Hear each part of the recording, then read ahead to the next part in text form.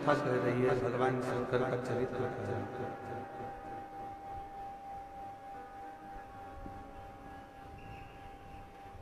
शिव महापुराण की पवित्र कथा कह रही है। जितनी श्वासें मिली है, जितना भजन करने के लिए परमात्मा ने ये शरीर दिया, उन श्वासों को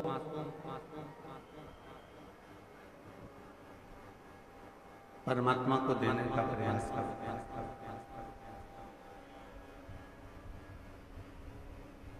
जब भगवान शिव जी का विवाह मां पार्वती जी के साथ में हो रहा था,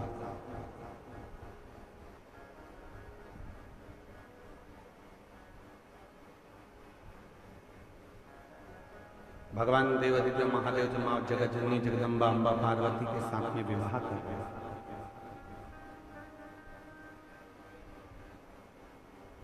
तो पार्वती जी ने भगवान शिव जी से पूछा, आपके प्रथम में कितने सारे विवाह हुए हैं? कभी मैं उमा बनकर आई हूँ, कभी मैं कात्यायनी बनकर आई हूँ, कभी मैं कुष्मांडा बनकर आई हूँ, कभी मैं स्कंदा बनकर आई हूँ, कभी मैं महागौरी बनकर आई हूँ, कभी मैं सती बनकर आई हूँ, कभी मैं बगलामुखी बनकर आई हूँ, तो कभी मैं धूमावती बनकर आई हूँ, कभी मैं कमला बनकर आई हूँ। ऐसे मेरे कितने कितने जन्म हुए, और इतने सारे जन्म मेरे ऐसे ही निकल गए। इसके बाद में मेरा अब जन्म मिला है हिमालय राज के घर में, मैं पार्वती बनकर जन्म लिया।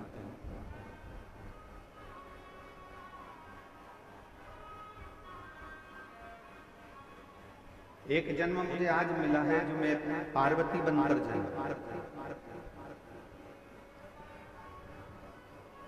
प्रभु अब मैं ये चाहती हूँ कि आगे के कोई जन्म मुझे ना, और ये जन्म मेरा आखिरी हो, और ये जन्म मेरा आपके साथ में रहे। मैं ना मरूं, ना फिर जन्म लूं, ना फिर मृत्यु के काल में जाऊं, और ना फिर मेरा कभी जन्म।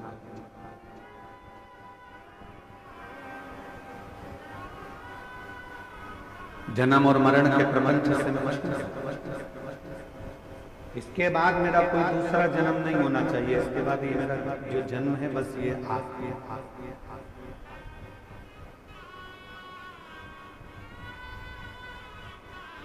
शिव जी ने कहा, पार्वती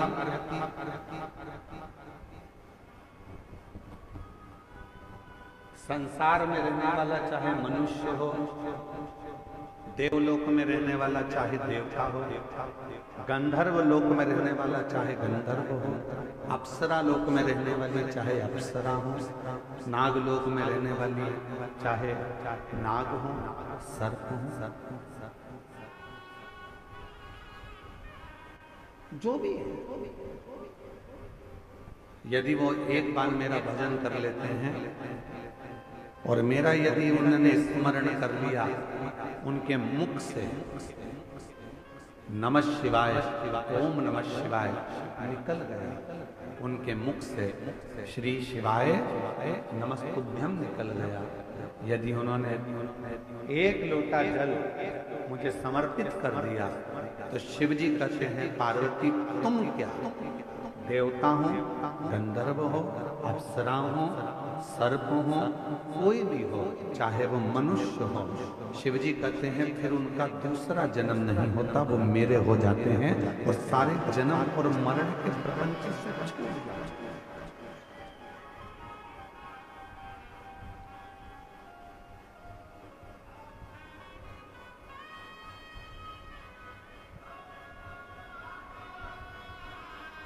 जन्म और मृत्यु के प्रपंच से मनुष्य जब तक नहीं छूटता जब तक वो शिव का भजन ना करे।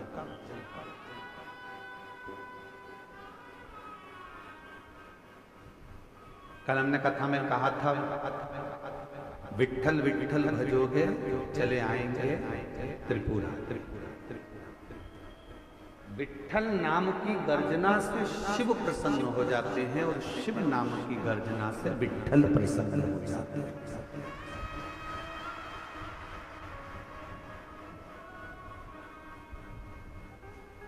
कोई राम जी को भजने वाला है, कोई कृष्ण जी को भजने वाला है, कोई दत्त को भजने वाला है, कोई भगवान को भजने वाला है, 33 कोटि देवताओं का कोई भजन करने वाला है। और अगर वो शंकर को नहीं भजता, शिव का भजन नहीं करता, शिव को नहीं मानता, तो उस पर कभी कोई देवता कृपा नहीं करता। आप देवी की आराधना करते हो, करो, पर आपको शिव को मानना पड़ेगा। आप राम जी की आराधना करते हो तो आपको शिव को मानना पड़ेगा। आप दत्त की आराधना करते हो तो आपको शिव को मानना पड़ेगा।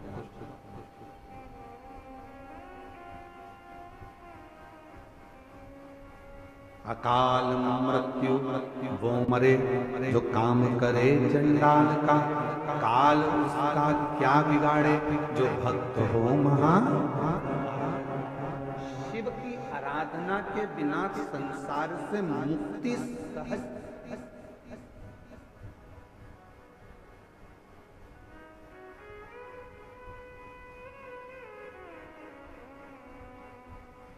भगवान शंकर की आराधना के बिना आप मुक्त नहीं हो सकते।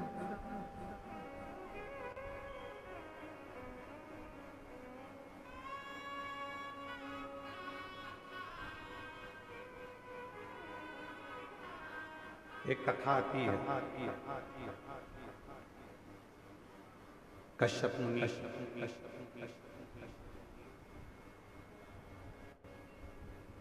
असुरों ने, राक्षसों ने पूरे देवताओं के लोक को अपना बना लिया।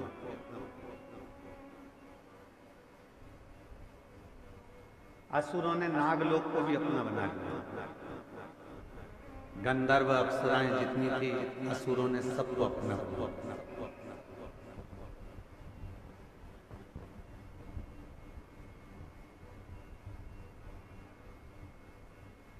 जब सारे देवताओं का देवलोक चले गया, इंद्र का सिंहासन चले गया, अप्सराओं का लोक चले गया, गंधर्वों का लोक चले गया, सब कुछ जब चला गया, तब असुर पाताल लोक में जाने लगे।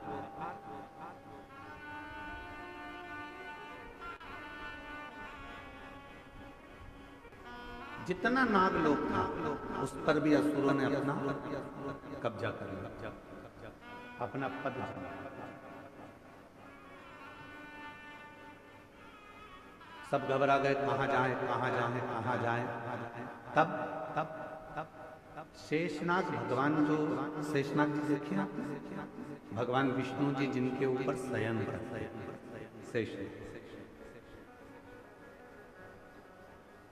शेषनाग भगवान की धर्म पत्नी। कल आपको बताया था वासुकी नाग की धर्म पत्नी सतशीर्षा। क्या नाम बताया था? जम के बोलो जरा, सतशीर्षा। जब गर्भाशय में या रजो धर्म के समय पर कोई तकलीफ होती है, तब सतशीर्षा माता का स्मरण किया जाता है। सतशीर्षा ये वासुकी नाग की धर्म पत्नी। शिव जी के गले में जो नाग पड़ा होता है, वो सर्प रहता है, उनकी धर्म पत्नी का नाम है शतशीर्षा। अब दूसरा प्रसंग आया है, जब असुरों ने देवताओं का भी सिंहासन छीन लिया, अप्सराओं का भी राज्य चले गया और गंधर्वों का भी चले गया। सब जगह से जब लोग अपना राज्य चले गया, तब असुर पाताल लोक में गए। और पाताल लोक में जब गए तो नागों के लोक पर भी उन्होंने कब्जा किया।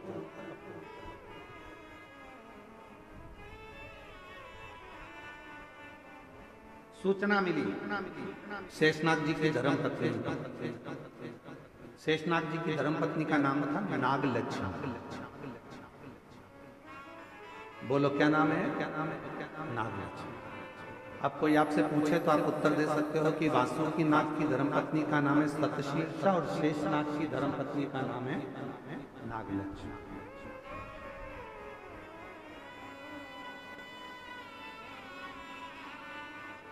नागलक्ष्मी के पास सूचना मिली और माता नागलक्ष्मी के पास में जब सूचना मिली कि देवताओं का सिंहासन चले गया, गंधर्वों का चले गया, अप्सराओं का चले गया, नागलोक चले गया, असुरों ने चारों तरफ हाहाकार मचाकर सब दूर कब्जा कर रख लिया, तब माता नागलक्ष्मी के पास में